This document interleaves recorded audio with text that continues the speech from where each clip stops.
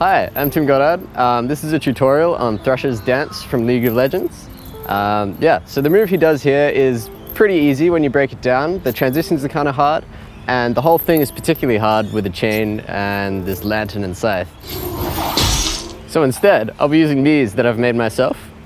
So you can make poi out of anything that you have at home, like socks and tennis balls. So if you just put the tennis balls in the socks, you can spin it around. Or even stockings if you're into that.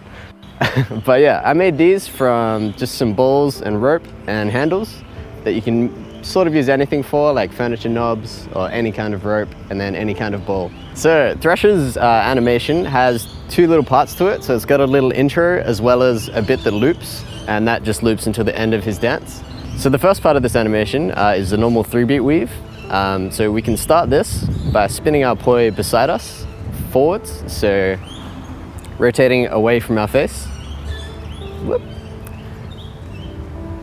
From here, we want to get them spinning in split time, so right hand, then left hand towards the ground. The next thing we want to do is cross our arms over and uncross them again. This can be a little bit difficult. So the first thing you want to do is put one arm underneath the other one that you're about to cross over. So if your right arm's going to cross over the top, you put your left arm underneath first.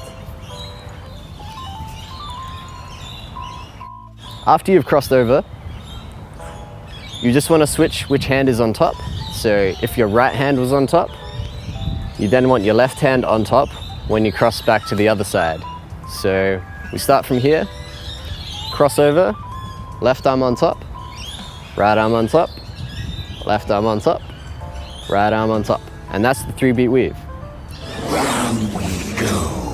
So the second part of this is transitioning from a 3-beat weave into Ford's butterfly reels. So the transition he does in the video here is very quick. It doesn't really change planes properly or anything. So it just very quickly switches between doing a 3-beat weave and doing the reels. So it doesn't really matter how you get there. We start by spinning a poi towards the inside of our body. So like this.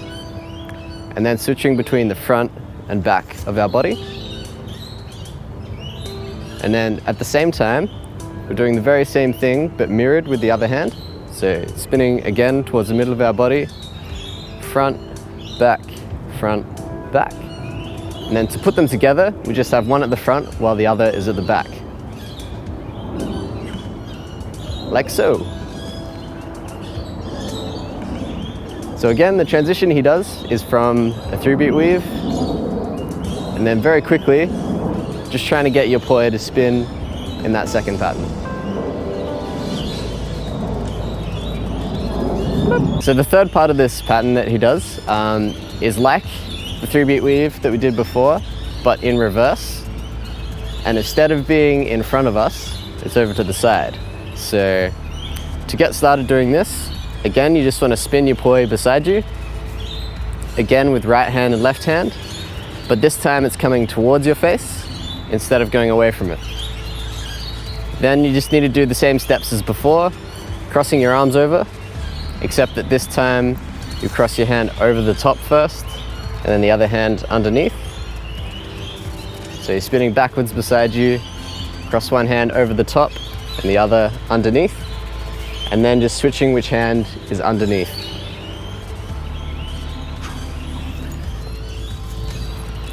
Which looks like this.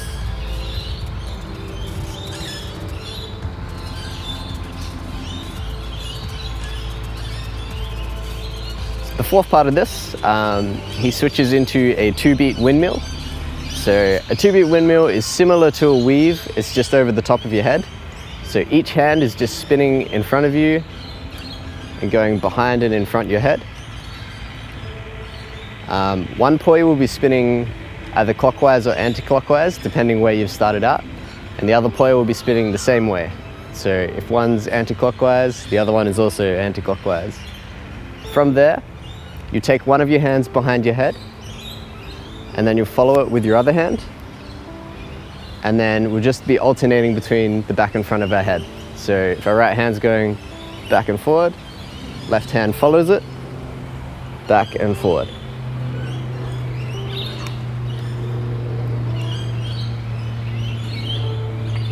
Sweet. So that's the fourth part. The fifth part of this move is doing the forwards weave again, just over to our left side.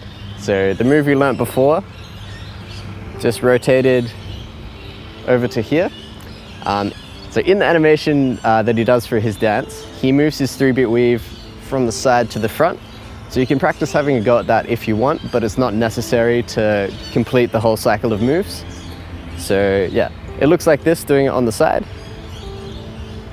And to bend it to the front, you just slowly move your torso around to the front, like so. And that is the very last move in his dance. To put all of these together, it'll look something like this.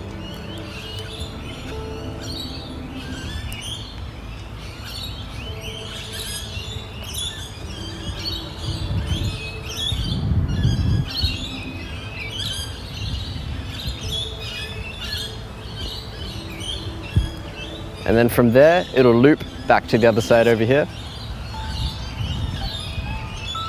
And continue that until you're done dancing.